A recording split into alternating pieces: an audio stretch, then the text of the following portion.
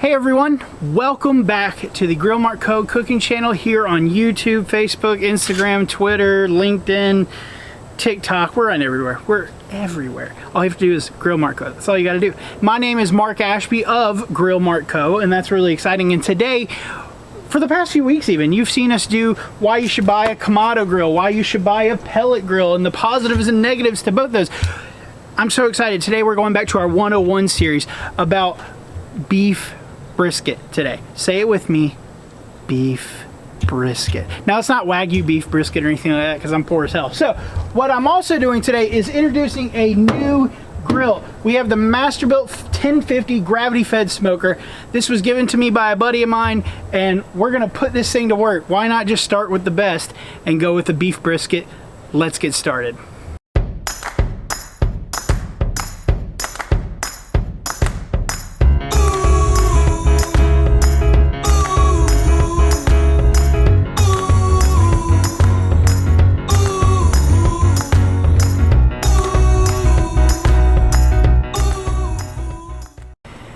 Now, the reason it's called gravity fed is because you put your charcoal in here and it goes down in here. Here, come in. It's really gross and rusty right now, but yeah, it's really gross and nasty. But we're about to fill this baby up with some beautiful charcoal. And the great thing about this is today I'm also using a new type of charcoal, some Prime 6. Now, here, come in close. This is really cool too.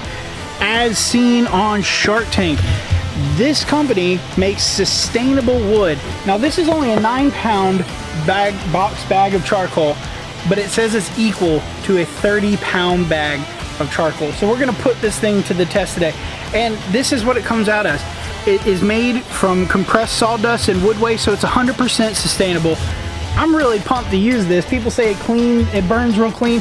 So we're gonna dump all this in, we're gonna light this grill, and then we're gonna hop in, trim the brisket, throw it on, and then we'll see how long it takes to cook.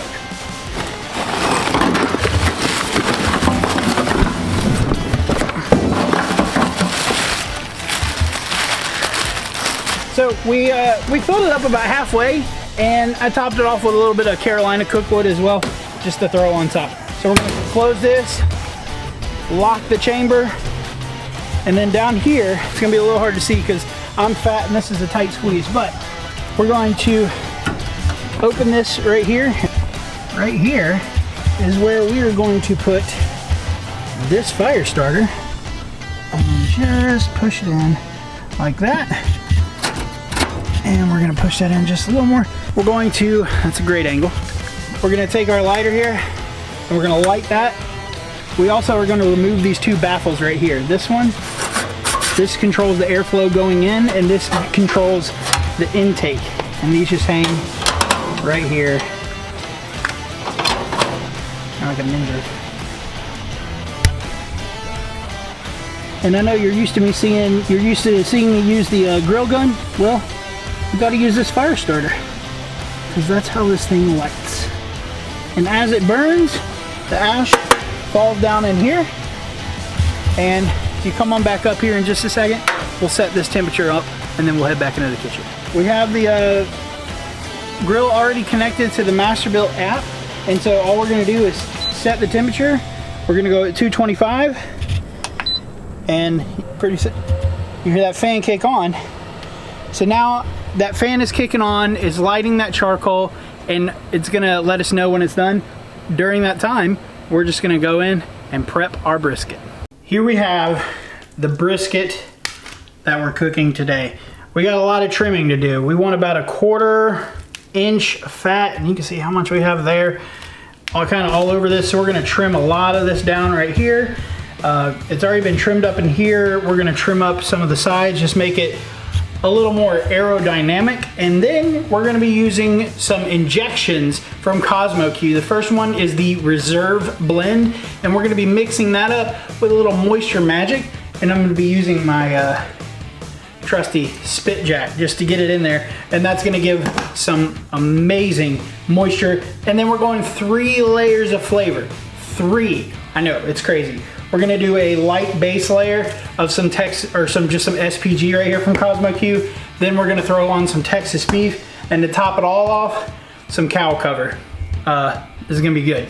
So let's go ahead and mix up this Reserve Blend Moisture Magic injection, and we'll also get to trimming. So now we've got a Reserve Blend. We're gonna put this into a 1/3 cup here, just like that. It's okay if you get it everywhere, don't worry. And then we get it in our shaker here, dump like so. And then our Moisture Magic here, just a little bit. Now, when you're doing this, you want to, say just a little bit, we'll do one more scoop in there. When you're doing this, make sure that you mix these together first before you add the water, okay? So now we'll put this on, put our shaker lid on, and mix it around just like that, okay?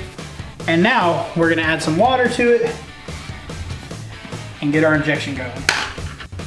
So we've added about 2 cups of water, and you just gotta shake it up real good. You don't want it clumping up, but this stuff ain't gonna clump. It's Cosmo Q. It doesn't do that crap. This is the best, because Cosmo Q here, look right here, you see this?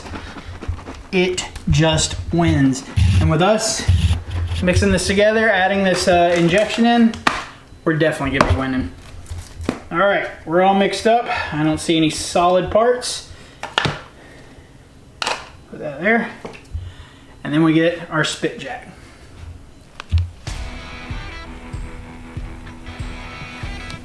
So we're gonna take our spit jack, and then we're just gonna stick it in, and we're just gonna fill this baby up. We're just gonna go kind of everywhere with it and fill it up. And some people do it like this. They take it and then they just go all the way around and kind of mix it up a little bit. Me, I'm just going at it wherever I can. And you can see here. And we're gonna do this a couple more times just to make sure we get every inch on the inside of this covered. And then we'll start throwing on our rubs. Perfect. Now we're gonna throw on a small base rub. Now, I say this all the time, the beauty of barbecue is you can do it any flavor you want. You can inject it if you want, or you don't inject it. This is totally up to you, because barbecue is personal to you. This is just gonna make it flavorful and amazing for me. So we got our SPG rub. We're just gonna be using a light base coat across the bottom and top of this. So here we go on that. And then we'll see you in a second with our Texas beef rub. Next, with the Texas beef, we're gonna put on a little bit more of a liberal coating of that one, just like so. And then we're gonna hit it last with the cow cover. Last, cow cover. Put this one on liberally. We wanna cover this thing. We want it to look like a brisket Cheeto just based on the color. So just go nuts. Brisket Cheetos, that sounds good actually.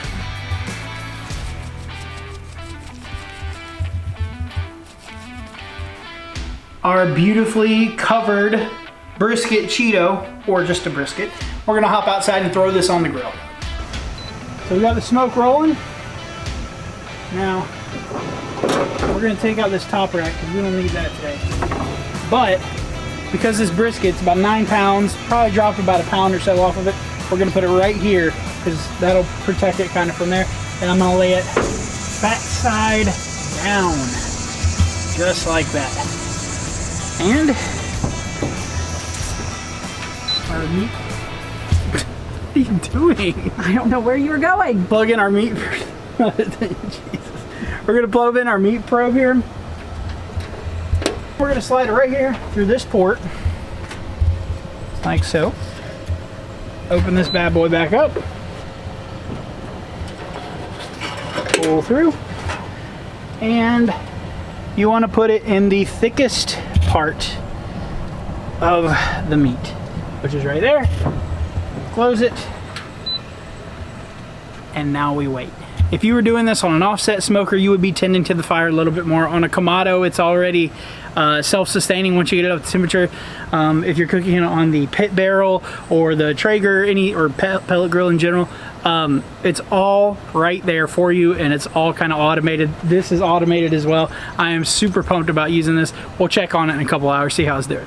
been a couple hours and my camera person is gone to the store, so we're going to just check on the brisket and see how it's doing.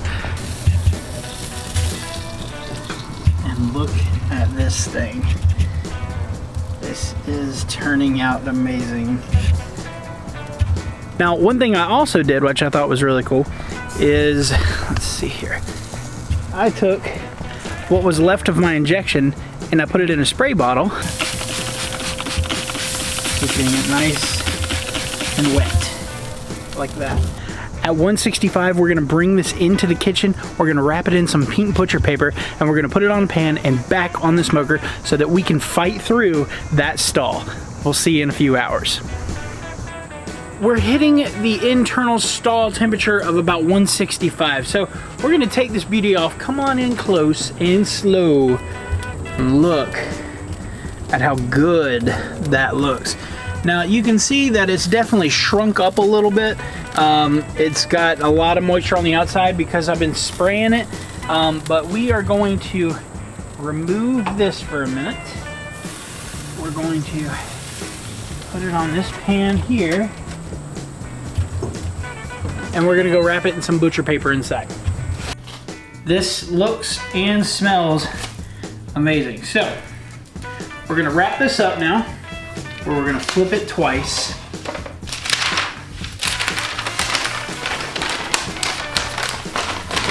Here, here, go down. It's clear, I'm not very good at this. Wrap it, crease back in there, wrap it nice and tightly. Cut off the excess that we have here.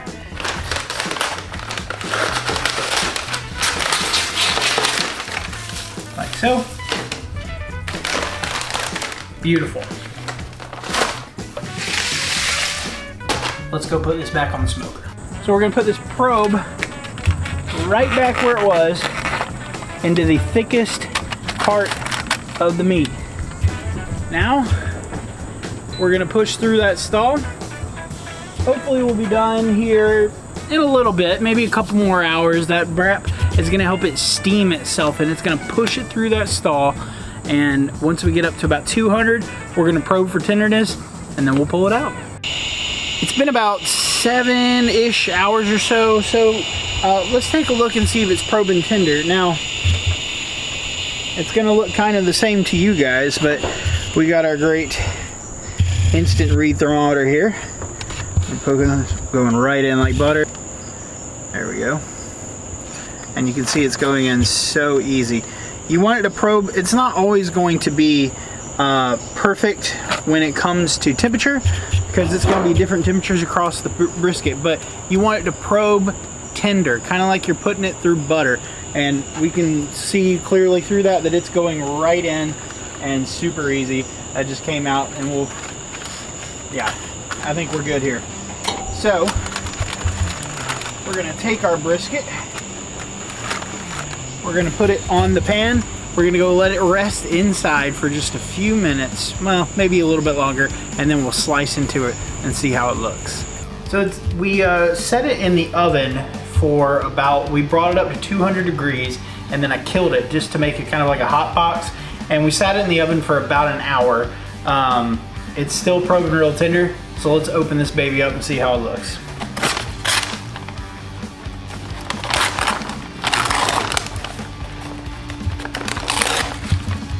Oh yeah, we still got all those brisket juices right there. We got the brisket wiggle, you can see that going on. This is gonna be beautiful. So we're gonna take our slicer knife here, this beautiful Miyabi knife, and we're just gonna dive right in. Oh yeah. Got some really thick slices right there. You can see that we have beautiful smoke ring right here going throughout. We have Again, this is kind of a thick slice, but you can see the bend that we have. When you pull it apart, still got that little texture bounce to it. That's hot. We're gonna cut off a piece here. Dip it in some of these juices and dive right in.